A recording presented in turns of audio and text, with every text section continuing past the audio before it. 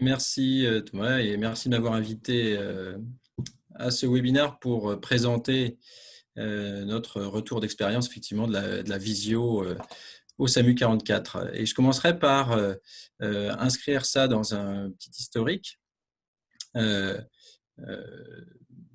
De 56 à 80, enfin des années fondatrices du SAMU, de la régulation médicale jusqu'à la création du numéro unique le 15 en 80, ensuite un peu cadré, structuré par la loi de 86, est apparu Internet en 90, puis les premiers téléphones avec la capacité de faire des photos et de les envoyer, année 2000, puis fin des années 2000, les premiers téléphones capables de faire des vidéos, de les partager en étant connectés. Et aujourd'hui, grâce au taux de pénétration en France des smartphones et de l'évolution des technologies comme celle du WebRTC, on est aujourd'hui dans la quasi-totalité des cas en mesure d'établir une visioconférence avec la personne qui nous appelle ou ses proches.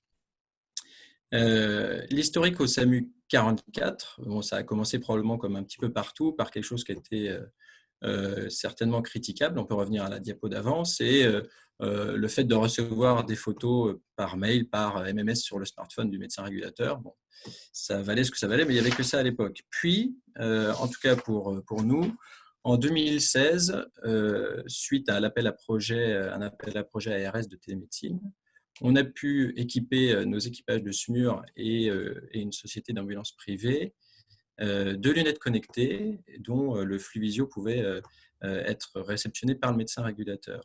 Ensuite, début 2018, on a commencé vraiment à structurer une solution dédiée visio en élargissant nos flux visio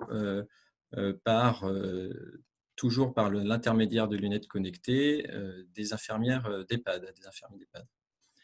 Ce qui a vraiment marqué l'explosion du nombre d'actes de visorégulation effectués, c'est la possibilité de l'invitation grand public, donc de faire une visio dès lors qu'on a un smartphone sur les lieux de l'intervention pour laquelle on nous sollicite. Et dans ce contexte-là, cette année, s'inscrit également une stratégie régionale d'équipement de l'ensemble des EHPAD des Pays de la Loire de smartphones et qui pourront être invités également. Un fait marquant pour nous aussi, c'est le fait de pouvoir être récemment raccordé au système aussi SAMU avec une simplification de connexion à la solution et l'intégration vraiment de cette solution au SI SAMU dont Nicolas Toinel nous parlera tout à l'heure. À ce jour, ça nous permet quand même d'avoir dépassé les 1000 actes de visorégulation. Donc, on commence à avoir une certaine expérience là-dessus. Alors, le titre de ce webinaire, c'est la vidéotransmission. Est-ce que c'est une avancée pour la régulation médicale? Je ne sais pas si on peut encore se poser la question aujourd'hui. En fait, ça semble être une évidence de par l'impression clinique immédiate que le médecin régulateur peut avoir. Tout le monde s'aperçoit de ça. Un médecin qui rentre dans un box d'urgence ou qui arrive sur une situation comprend en tout cas un maximum du niveau de gravité en quelques regards. Alors c'est sûr que ça demande un temps d'appropriation de cette technique. Il faut apprendre à l'intégrer dans le raisonnement global d'une régulation médicale et notamment à ne pas être faussement rassuré. Et au final, on s'aperçoit vraiment qu'on aboutit à un acte de visorégulation médicale, la vidéotransmission n'étant que l'outil qui nous permet de faire cet acte. Pour la mise en place d'une solution de visio dans un SAMU ou ailleurs, il me semble primordial d'avoir une ou plusieurs personnes référentes, ressources pour accompagner la mise en place et limiter les appréhensions, les réticences, en tout cas les estomper. Donc, même si aujourd'hui, c'est une évidence que la vidéotransmission est une aide pour le médecin régulateur, il va falloir le prouver par des études de grande ampleur, ce qui permettra également d'optimiser les usages de la visio et démontrer l'impact, notamment en termes de performance de soins. Alors, on a commencé à le faire au SAMU 44. par une étude qui, sur 112 actes de visorégulation. C'est la diapositive suivante. Et on a pu identifier des situations où l'intérêt de la visorégulation médicale est tout à fait marqué. Donc c'est évidemment, et c'est de loin la première situation, tous les appels à caractère traumatologique. Ça semble assez évident, mais également l'appréciation des dyspnées, la neurologie avec les tableaux d'AVC, pourquoi pas, on en parlera un petit peu plus tard, mais également pour le médecin régulateur, la capacité d'apprécier très rapidement la réalité ou non de mouvements anormaux ou de troubles de vigilance. Et dernière situation qui semble assez aussi évidente, hein, c'est le diagnostic des éruptions cutanées. Alors cette étude qu'on a pu récemment la publier dans l'American Journal of Emergency Medicine montre que il y a un intérêt moindre si l'effecteur est médicalisé. Ça tombe un peu sous le sens, et ce sera probablement à pondérer par certaines situations, notamment les situations sanitaires exceptionnelles ou la formation de médecins. Un élément très important de cette étude, c'est que dans la quasi-totalité des cas, le médecin régulateur considère que la visio lui a apporté une aide dans sa décision médicale. Il ajuste sa décision médicale dans 43% des cas avec la visio. Et dans ces modifications de décision, on a observé un quart de patients laissés sur place, donc fréquemment avec un conseil médical ou un engagement de vecteur médical, mais sans transport, alors qu'il était préalablement décidé. Et puis, dans un tiers des cas, la visio aboutit à l'engagement d'un SMUR, ce qui n'était pas dans la décision a priori avant visio du médecin régulateur. On l'a déjà dit, l'intérêt est plus important s'il y a une différence de compétences entre la source de la visio et le médecin régulateur, ça semble assez aussi évident. Donc évidemment, paramédicaux, secouristes, établissements médico-sociaux et a fortiori le grand public.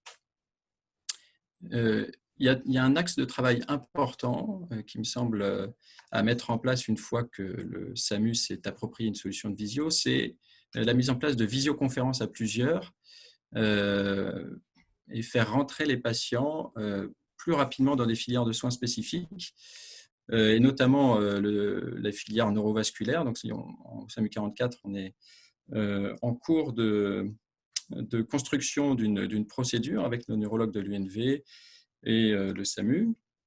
Mais on pourrait imaginer l'amélioration de filières par des visioconférences à plusieurs avec les brûlés, les pédiatres, l'accueil de traumatisés graves.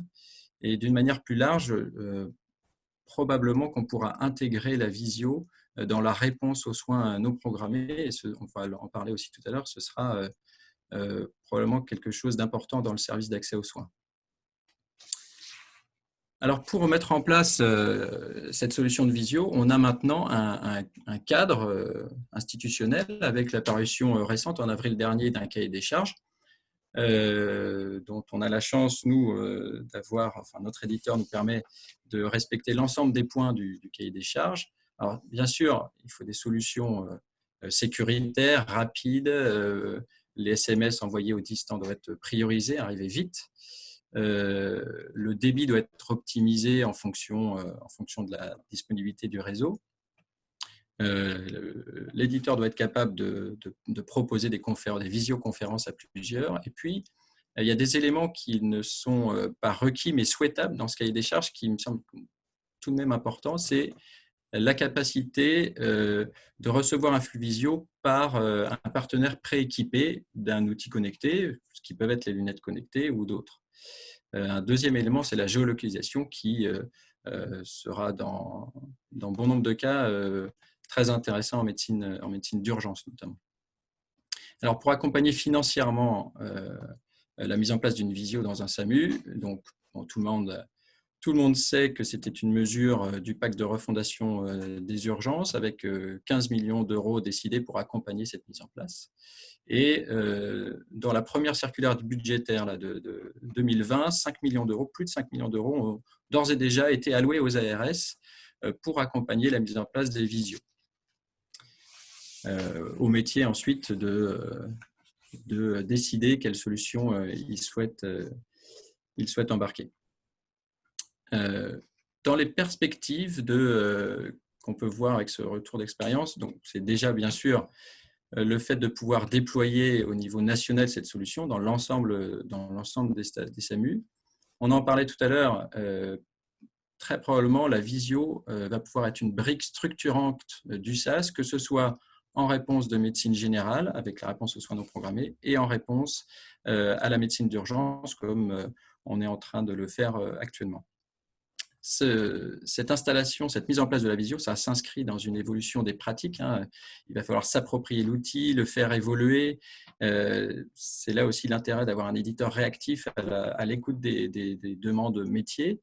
Il va falloir maîtriser finalement cette visio pour aboutir réellement à un acte de visio-régulation médicale. À mon sens, il faudra aussi penser à intégrer les assistants de régulation médicale dans le déclenchement des visions. On pourra peut-être aussi s'aider de techniques d'intelligence augmentée.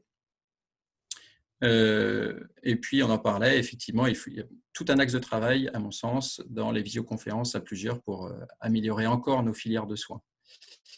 Très probablement, les équipements dédiés, tels lunettes connectées, seront à réserver à des contextes particuliers, par exemple des infirmiers de pratique avancée de médecine d'urgence dans des zones tendues médicalement, les infirmiers d'EHPAD, des EHPAD reculés ou en tout cas où l'accès à un médecin peut être compliqué, mais également dans la formation avec l'arrivée de nos docteurs juniors en SMURS, il peut y avoir tout un pan de travail là-dessus.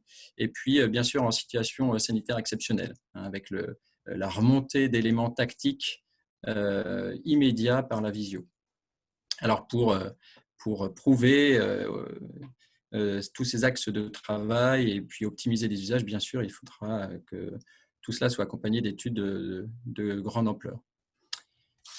Je vous remercie de votre attention.